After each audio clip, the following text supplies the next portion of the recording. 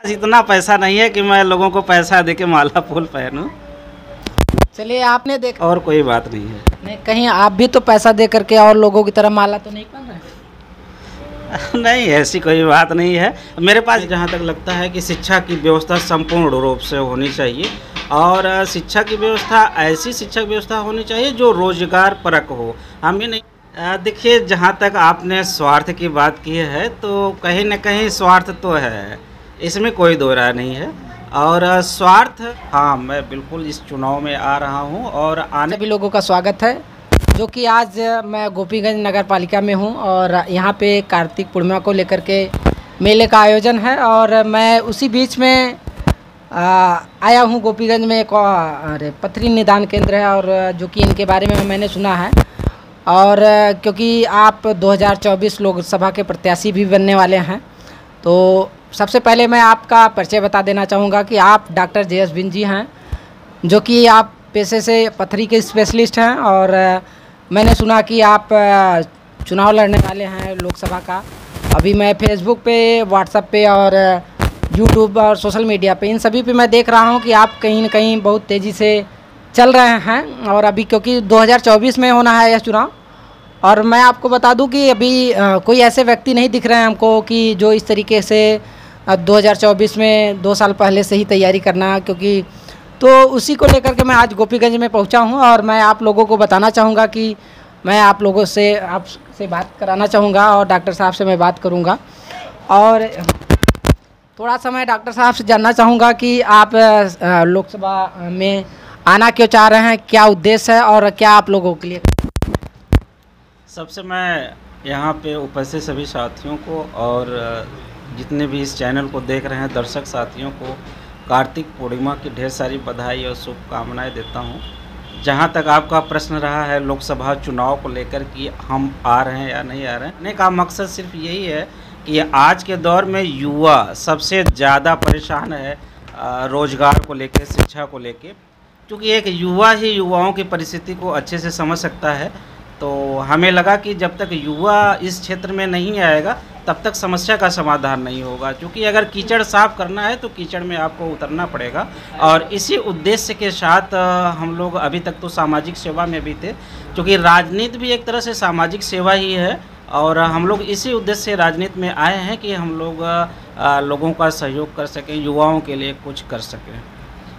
नहीं डॉक्टर साहब, मैं एक बात और जानना चाहूँगा। आप पेशे से डॉक्टर हैं, ठीक है, लेकिन अब आप डॉक्टर होते हुए आप अपने पेशे से हट कर करके अगर राजनीति के क्षेत्र में आ रहे हैं, तो ये कहीं ना कहीं आपका स्वार्थ तो नहीं है कि क्योंकि आप डॉक्टर हैं और आप सोच रहे हैं कि आपको पब्लिसिटी मिले, और नेताओं की तरह आप भी भविष्य में आप चाहें कि अरे जिस तरीके से और नेताओं के बारे में सुना जाता है कि घोटाला करते हैं, इसके बारे में आप क्या कहना चाहेंगे? कई तरीके का होता है। स्वार्थ का मतलब ये है कि मुझे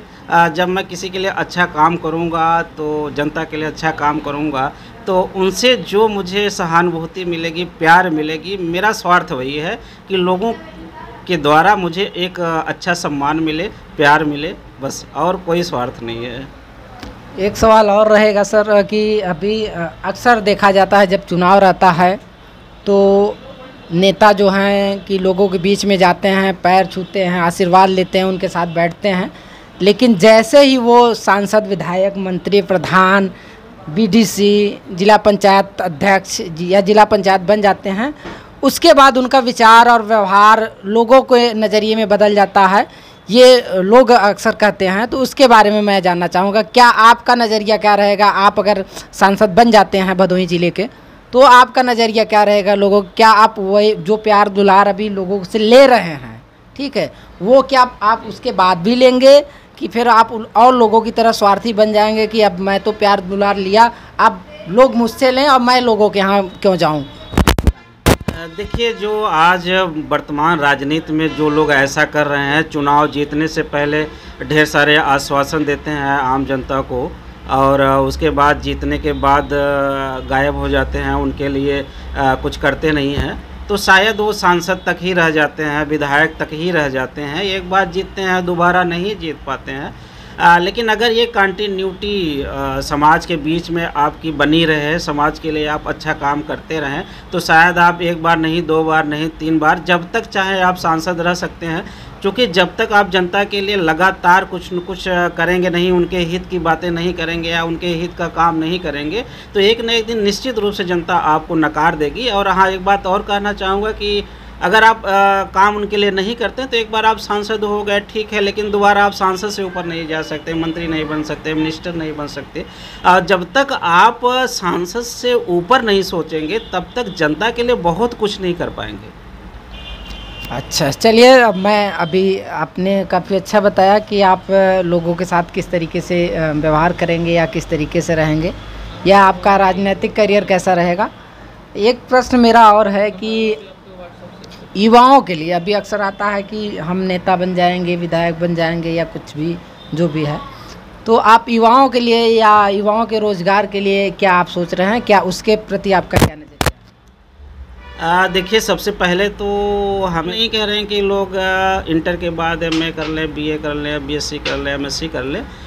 हम ये चाहते हैं कि इंटर के बाद इन सब कोर्सेज के अलावा रोजगार परक शिक्षाएं हो, जैसे ITI हो गया, पॉलिटेक्निक हो गया, जिससे ताकि आगे आदमी पढ़ने के बाद तुरंत उसे रोज़गार मिले। और रोज़गार उसे सबसे ज़्यादा ज़रूरी ये है कि उसे अपने ज़िले में मिले, अपने यहाँ मिले। और इसके लिए हमें जहाँ तक लगता है कि चूँकि भदोही ज़िला कालीन का हब रहा है और इस कालीन से हमारे यहाँ लोग डॉलर में कमाते हैं और डॉलर नगरी भी कहा जाता है, तो कालीन के क्षेत्र में बहुत बड़ा रोज़गार है और हमें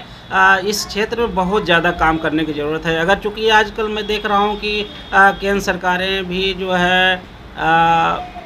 एक ज़िला एक उत्पाद का स्कीम भी चला रहे हैं, तो हमारे लिए सबसे बेहतर होगा, क्योंकि कालीन से बेहतर और कुछ नहीं हो सकता, क्योंकि इसमें बहुत पैसा है। अगर हम चाहें तो इस क्षेत्र में बहुत ज़्यादा रोज़गार पैदा कर सकते हैं।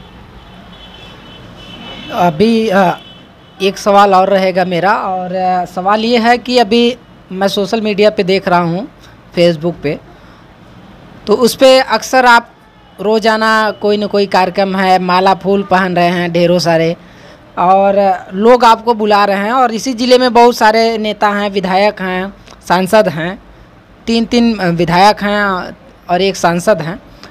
और अक्सर उनको नहीं देखने को मिल रहा है सोशल मीडिया पे, लेकिन कहीं न कहीं आप उनसे कहीं ज़्यादा लोग आपको सोशल मीडिया पर देख रहे हैं कि रोज़ आप कार्यक्रम में जा रहे हैं और माला फूल पहन रहे हैं साथ में, और कहीं ये माला पहनने का आपका वो तो नहीं है या आपका ये अपना कुछ नहीं है, इसके बारे में आप क्या बताना चाहेंगे? क्योंकि होता है कि हम पैसा दे करके वहाँ पे लोगों को सेट कर दिया और कि मैं आ रहा हूँ और मुझे माला फूल पहनाओ, मेरा स्वागत करो, तो मैं इसके बारे में जानना चाहूँगा और अपने दर्शकों को इसके बारे में बताना चाहूँगा। देखिए भाई, जहाँ तक माला फूल की बात है, ये आम आदमी का प्रेम है। और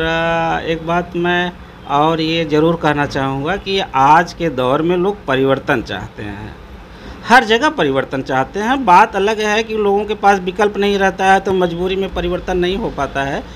लेकिन अगर आम आदमी को विकल्प मिलता है तो मुझे जहाँ तक लगता है कि हमने अपने आप को आम लोगों के लिए, युवाओं के लिए अपने आप को एक बेहतर विकल्प के रूप में उनके सामने रखा है, और शायद उसी की देन है कि लोगों का इतना स्नेह प्रेम मिल रहा है। देखा कि आज जो कि मैं नगर पालिका क्षेत्र गोपीगंज में हूँ, और जो कि आज हमारा डॉक्टर JS जी के साथ में मुलाकात हुआ और बातचीत हुआ, और आपने देखा कि किस तरीके से इन्होंने जवाब दिया, तो और बेल आइकन को ज़रूर दबा लीजिएगा, क्योंकि आपको इसी तरीके से रोचक और रोमांचक वीडियो आप लोगों के बीच में हमेशा मिलता रहेगा। आप सभी लोगों का नायब बिंदावक की तरफ से बहुत बहुत धन्यवाद।